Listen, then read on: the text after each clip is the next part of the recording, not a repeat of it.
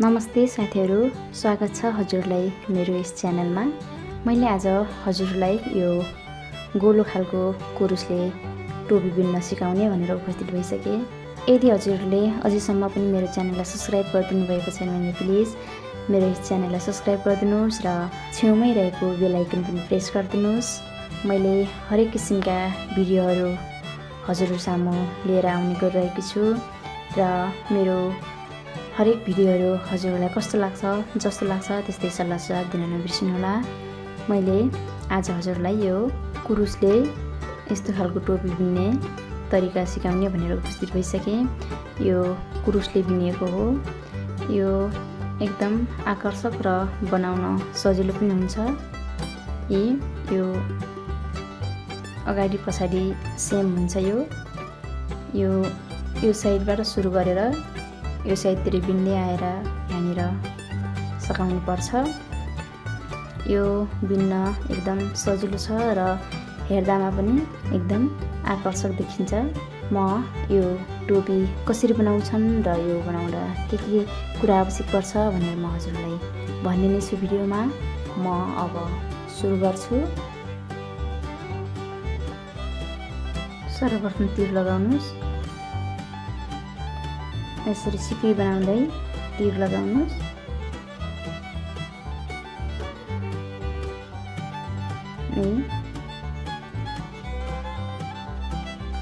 यो धेरै ठुलो नबनाउनु होला, यतिकैमा।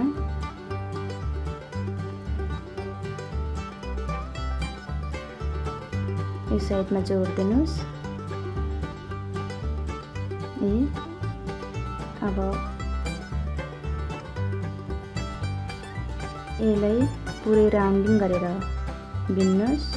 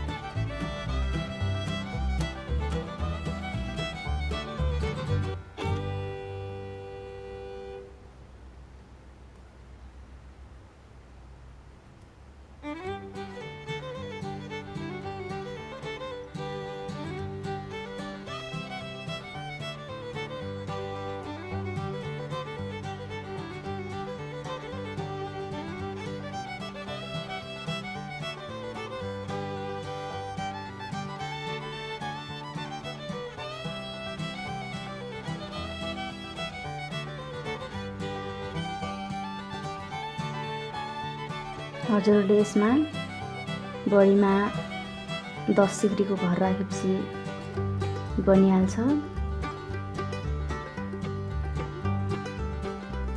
यसलाई पुरै राउन्डिङ गरेर बिन्नुस्।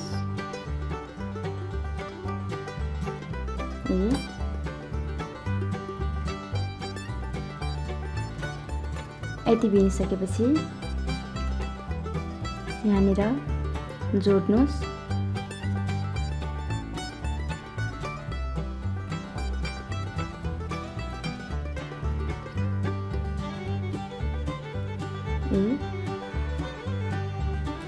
अब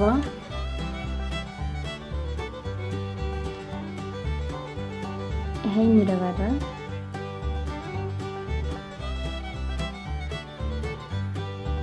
सिक्री गराउनुस्। यो पहिलो राउन्डमा 2 सिक्री अनि तेस्रो राउन्डमा 3 सिक्री अनि 4 सिक्री 5 सिक्री गर्दै हजुरहरूले यसरी बढाउँदै लग्नुपर्छ। सुरुमा 2 सिक्री अनि 3 सिक्री 4 सिक्री 5 सिक्री गराउँदै यसरी घर बढाउँदै लग्नुपर्छ। यदि घर बढाउने बेला यस्तो गोलो बन्न नगएमा हजुरहरूले एक राउन्डमा जति सिक्री बिन्नु भएको छ अर्को राउन्डमा पनि पुरै त्यति घरकै सिक्री बिनेर हजुरले यस्तो गोलो आकार बनाउन सक्नुहुनेछ र त्यसरी नै बिन्दै जानुपर्नेछ यो टोपी।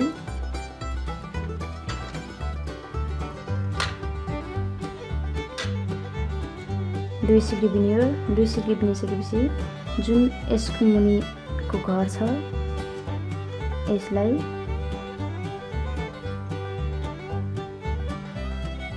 यो साइडबाट कुरुसले यसरी अर्को सिक्री तान्दिनुहोस् अनि फेरि दुई सिक्री बिन्नुहोस्।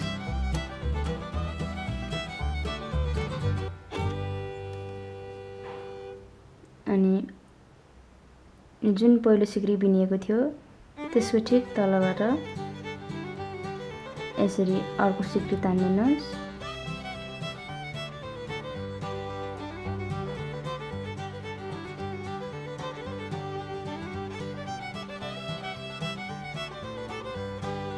यस्तो भयो। अब यसमा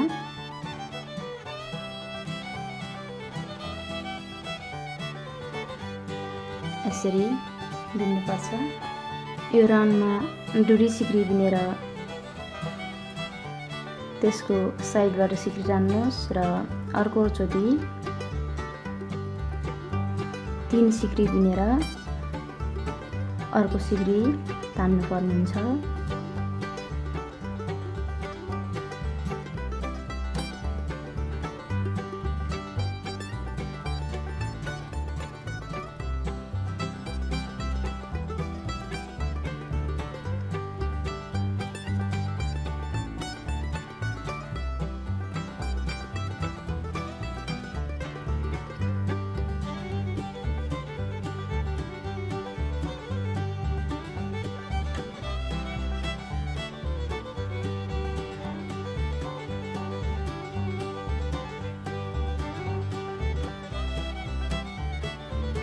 यो हजुरको लागि यो मैले जति तिर लगाएँ त्यो तिर एकदम ठिक छ। मैले यसमा यो सानो डिजाइन मात्र बनाउनको लागि मैले थोरै घरको तिर लगाएको थिएँ। मैले यो अलि धेरै घरको तिर लगाएको छु। हजुरहरूले यदि आफूलाई र आफ्नो बच्चालाई बिन्दै हुनुहुन्छ भने यदि मैले जति घर राखेको छु त्यति घर राख्दा ठिक हुन्छ र बिन्ने तरिका यही हो।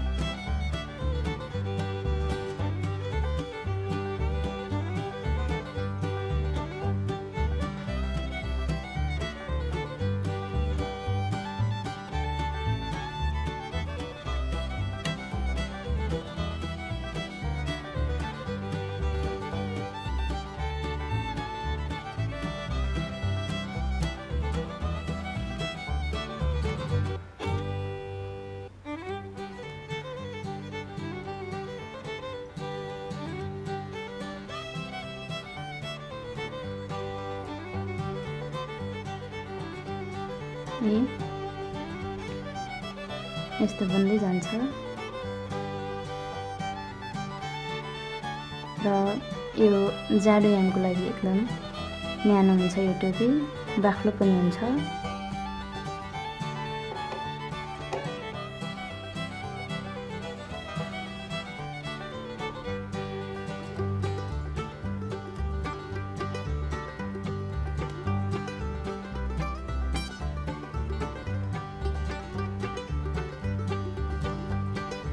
यस्तो खालको डिजाइन बच्चा र वृद्ध सबैलाई राम्रो देखिन्छ।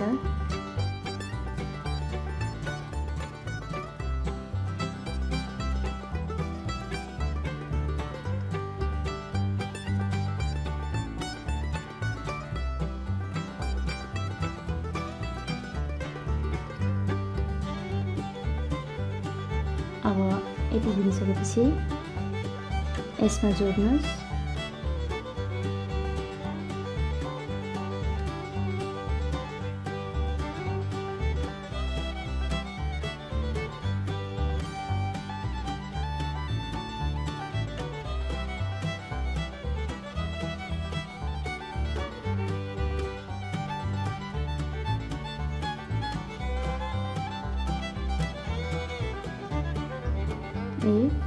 अगाडि 2वटा सिक्री बुनेर गराएको थिएँ भने अहिले 3वटा सिक्री बुनेर गराएको छु। 1 2 3। अब यसमा जुन पहिले बनाएको ठाउँ थियो त्यसमा यसरी गराउनुस् र अर्को राउन्ड फेरि यसमा गराउनु पर्ने हुन्छ। अब त्यसरी नै बुन्दै जानुस्।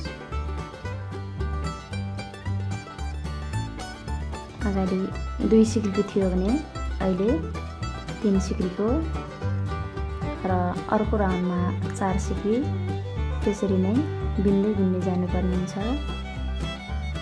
अनि यसलाई अब यो साइडबाट सिक्री तान्नु पर्दा अगाडि तानिएको ठाउँबाटै तान्नुपर्छ। यस्तो हुँदै जान्छ।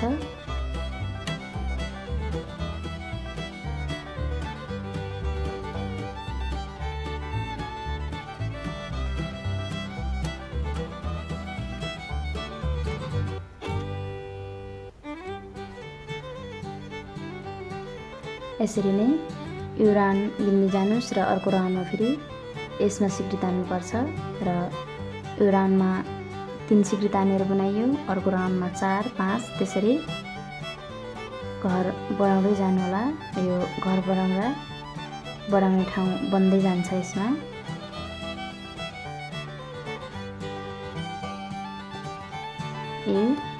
अगाडि 2 सिक्री बुनेर यो साइडबाट सिक्री तानेको थियो र यहाँ 3वटा सिक्री बुन्ने ठाउँ बन्यो र अहिले फेरि 1 2 3 3वटा सिक्री बुनिसकेका छन्।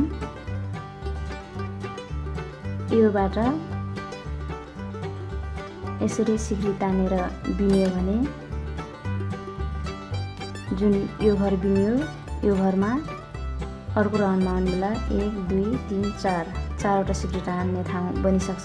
त्यसैले प्रत्येक राउन्डमा एक सिक्री बनाउँदै लैजानुस् र यो घुमाउरो बन्छ। एकदम राम्रो देखिन्छ यो बुट्टा यस्तो खालको टोपीमा।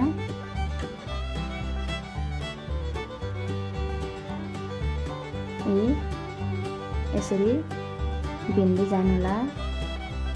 यस्तो खालको टोपी बनाउने तरिका यो नै हो। यो घर बढ्दै जानुला यस्तो हुँदै जान्छ। यो सेम बुनाइ हो। आशा छ हजुरले आजको भिडियो हेरेर यस्तो खालको टोपी बुन्न सक्नुहुनेछ। यो टोपीको पुरै भाग बुन्ने तरिका यही नै हो। सेम यही तरिका अपनाएर बुन्नु होला। यदि हजुरले यति बुनिसकेपछि यो लगाउन बन्छ। यो लगाउन जत्रो भइसक्यो।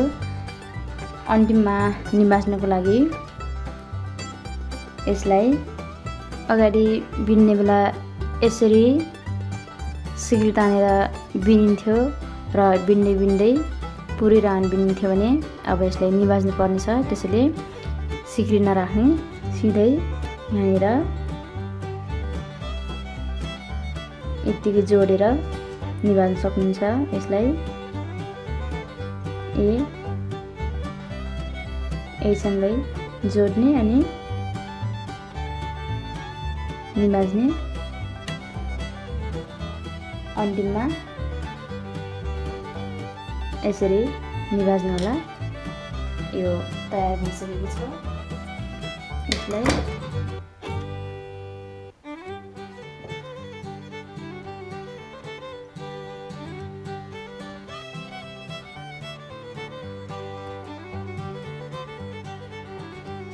यसरी बनाउन सक्नुहुन्छ। साथीहरू, यो त थियो कुरुसले बिन्न सकिने गोलो खालको टोपी। हजुरलाई कस्तो लाग्यो आजको यस भिडियो? जस्तो लाग्यो त्यस्तै सल्लाह सुझाव दिन नबिर्सिनुहोला। आगामी दिनमा फेरि म विभिन्न किसिमका बुनाइ सम्बन्धीका तरिकाहरू लिएर उपस्थित हुने नै छु। हजुरहरू आगामी दिनको भिडियोहरू हेर्न र सिक्नको लागि यस नेपाली सिलाइ बुनाइ च्यानललाई सब्सक्राइब गर्नुपर्छ। सो नेपाली सिलाइ बुनाइ च्यानललाई सब्सक्राइब गरिदिनुहोस् र छेउमै रहेको बेल आइकन पनि दबाइदिनुहोस्। यदि हजुरहरूलाई मेरो भिडियोहरू मन परिरहेको छ भने प्लिज लाइक गरिदिनुहोस्, कमेन्ट गरिदिनुहोस् र सेयर पनि गरिदिनुहोस्। म अर्को भिडियोमा छुट्टै डिजाइन लिएर उपस्थित हुने छु। तबसम्मको लागि म छुट्टिन्छु। नमस्कार।